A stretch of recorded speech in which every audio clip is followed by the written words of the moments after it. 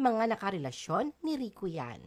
Bago pa man kahumalingan ng karamihan, may nag-iisang babae na ang unang nakapagpatibok ng puso ni Rico. Ito ay sa katauhan ng kanyang first love, ang non-showbiz girl na si Trisha Sandejas. Sa isang panayam noon, na ibahagi ni Trisha na si Rico ang kanyang kauna-unahang nobyo at siya rin daw ang unang naging nobya nito. Kung may babae mang nagbaraka sa publiko na minahal ni Rico, ito ay walang iba kundi si Claudine Barreto. Katunayan, isa sila sa mga pinakasikat na love teams noong late 90s hanggang early 2000. Naging bukas na aklat na nga sa publiko ang itinakbo ng kwentong pag-iibigan ng dalawa na nauwi sa totohanan. Nag-umpisa silang magkamabutihan sa set ng pelikulang Dahil Mahal na Mahal Kita noong 1998. Ikinagulat ng lahat ng pumutok ang balitang naghiwalay sila noong March 4, 2002 sa mismong araw ng ika-4 nilang anibersaryo bilang magkasintahan.